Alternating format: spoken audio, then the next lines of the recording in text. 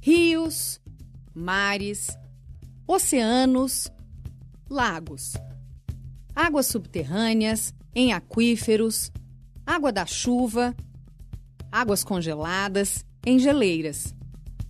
O planeta Terra é quase todo água.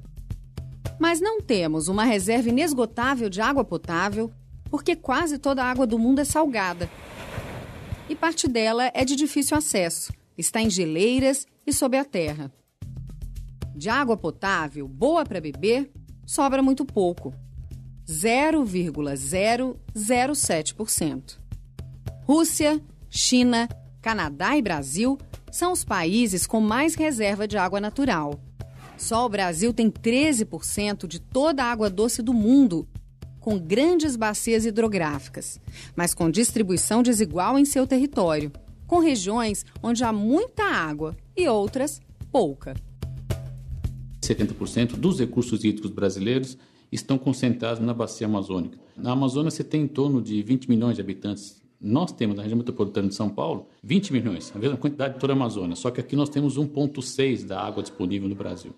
O que faz com que, em que pese temos muita oferta hídrica, localmente nós tenhamos dificuldades graves e agudas de abastecimento hídrico.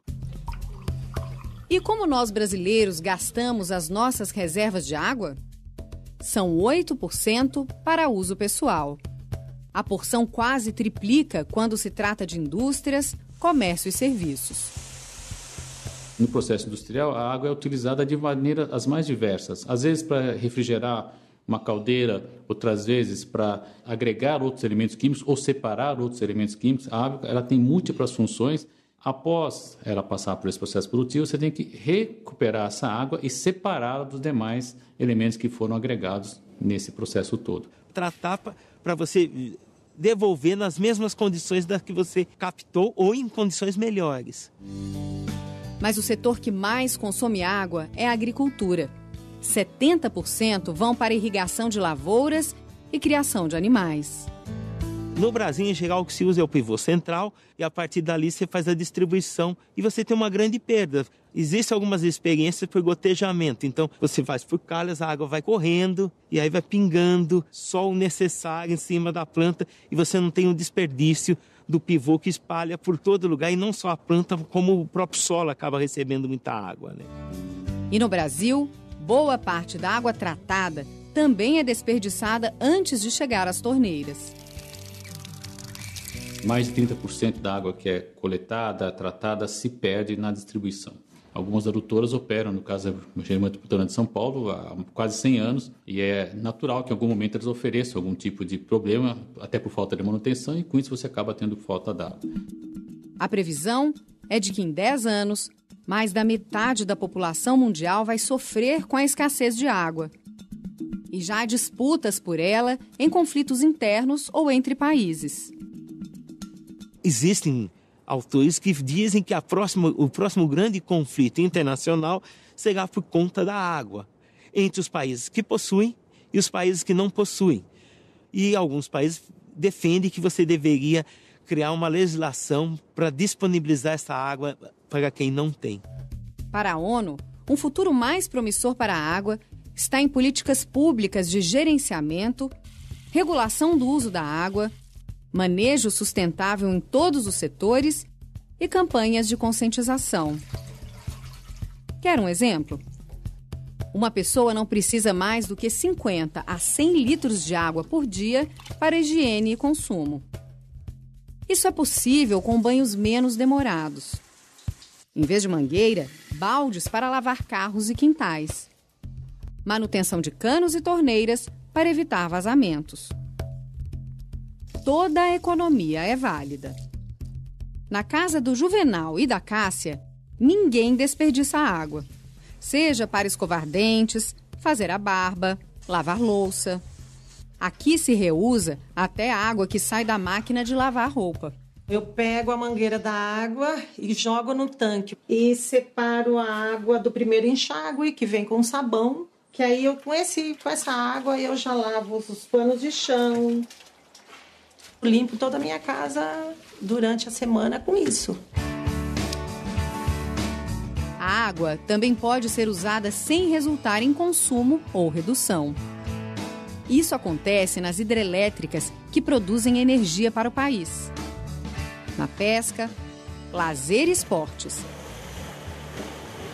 Ou nas vias de transporte, as hidrovias, que levam pessoas e cargas pelos rios. A água é um bem público e é lei garantir o acesso à água potável de qualidade. E para ser consumida, ela precisa passar por estações de tratamento que limpam a água num processo que envolve várias etapas.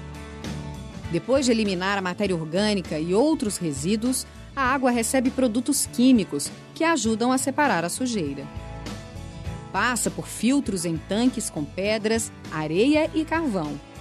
E é desinfetada com cloro e flúor. A água dos esgotos também tem utilidade depois de tratada por lodos ativados, onde micro-organismos digerem as matérias orgânicas do esgoto e formam lodos, que ficam no fundo do tanque, separados da água. Se obtém assim a água de reuso, que volta a ser utilizada para gerar energia na refrigeração de equipamentos, limpeza de ruas e praças.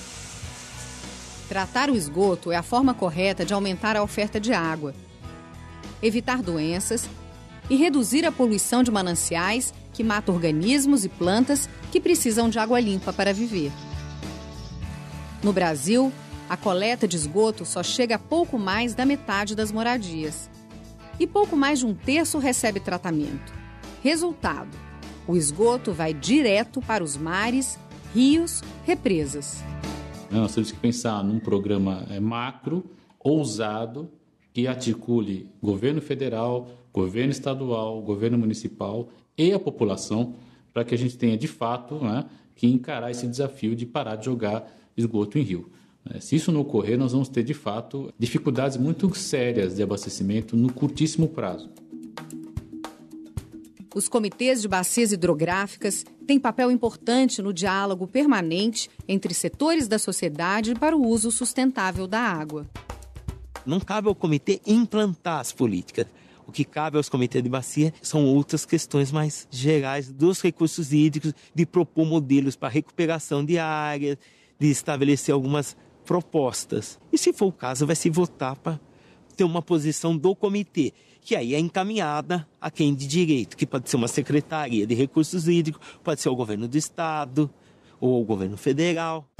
Ter consciência do valor da água é muito importante.